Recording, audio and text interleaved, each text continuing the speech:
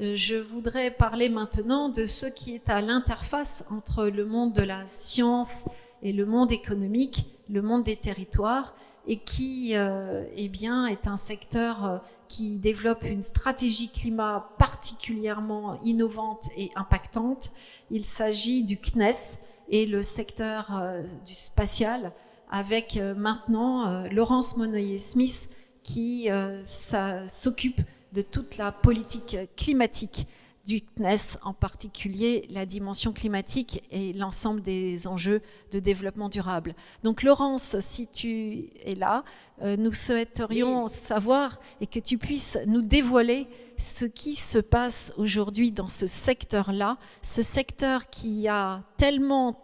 de données et tellement d'éléments peut-être à fournir aux entreprises et aussi à l'ensemble des territoires.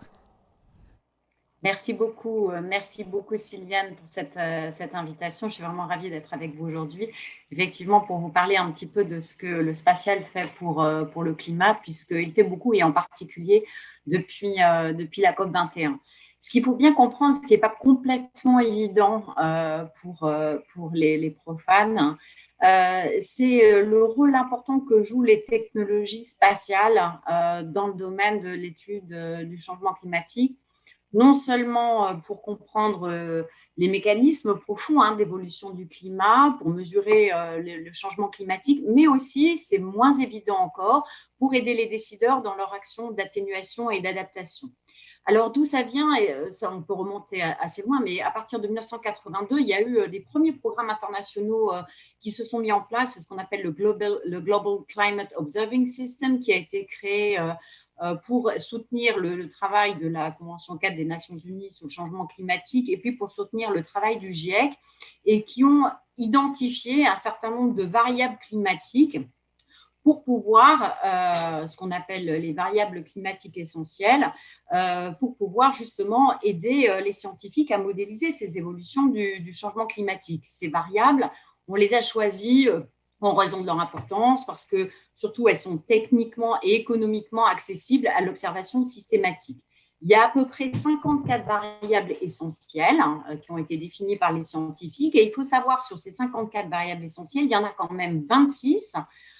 qui ne peuvent être renseignées que depuis l'espace. Et on se rend bien compte du coup de l'importance des instruments embarqués au sein des ce qu'on appelle donc les charges utiles des satellites, pour pouvoir aider l'ensemble de la communauté scientifique et puis l'ensemble des gouvernements aussi pour regarder comment le climat évolue, affiner les modèles au fur et à mesure des rapports qui sortent. Donc aujourd'hui, le service européen climat de Copernicus, il comporte 8 satellites et qui délivre des variables climatiques essentielles de manière complètement opérationnelle, régulière, avec des séries longues qui permettent d'avoir une vision long terme sur la manière dont les actions que nous menons peuvent ou pas avoir un effet sur l'ensemble de ce qu'on appelle le système Terre. Donc, il y a aujourd'hui une augmentation absolument remarquable du nombre de systèmes spatiaux dont les données sont assimilées dans des analyses sur des longues durées, et on a à peu près une cinquantaine de satellites qui sont utilisés depuis le milieu des années 60 et qui mesurent la température dans l'épaisseur de l'atmosphère, qui mesurent par exemple grâce à une série d'instruments qui utilisent des micro-ondes ou de l'infrarouge et qui sont embarqués sur des satellites météorologiques. Et on mesure donc aussi la température à la surface de la Terre. On mesure l'élévation du niveau moyen de la mer, qui est assurée là depuis assez longtemps par des radars altimétriques qui sont embarqués depuis le début des années 90. Donc, il y a eu au fur et à mesure de l'évolution de la prise de conscience de la problème du dérèglement climatique, il y a eu un momentum très important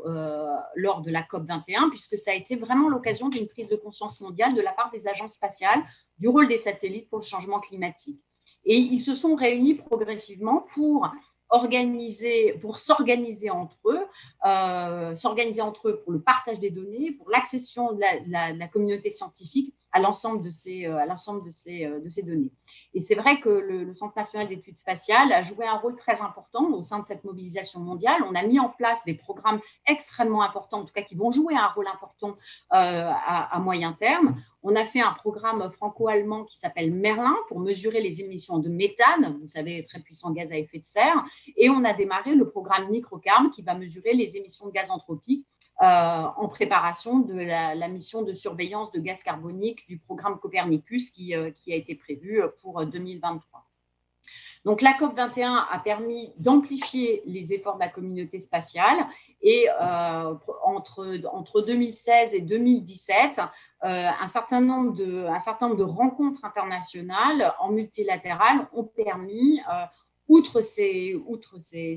programmes multilatéraux, d'aboutir à un programme dont vous avez le petit logo là qui est juste derrière moi, qui s'appelle le Space Climate Observatory, donc qui est une des initiatives du One Planet Summit et qui est complètement original dans son mode de fonctionnement, puisqu'il rassemble 27 agences spatiales et organisations internationales. C'est donc une mobilisation très large. Les agences spatiales qui représentent leur pays, et on couvre actuellement avec les agences qui sont engagées pratiquement la moitié des émissions de gaz à effet de serre mondiales.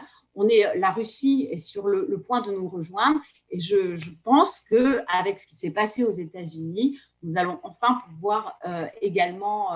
compter parmi nous la NASA. Nous avons les agences onusiennes et tout ce groupement, toute cette organisation du Space Climate Observatory a pour objectif cette fois-ci d'opérationnaliser les données dont je vous ai parlé tout à l'heure. Une des problématiques de la donnée spatiale, c'est qu'elle est complexe à manipuler, elle est complexe à utiliser par les entreprises. Et l'objectif de l'Observatoire spatial du climat, c'est justement rassembler à la fois les résultats des recherches qui sont issus du travail des agences spatiales avec très souvent des laboratoires de recherche, et puis des collectivités locales qui ont des problématiques spécifiques en fonction du lieu où elles se trouvent. Ça peut être des problématiques liées à l'augmentation du niveau de la mer et qui va avoir des impacts sur un certain nombre d'infrastructures.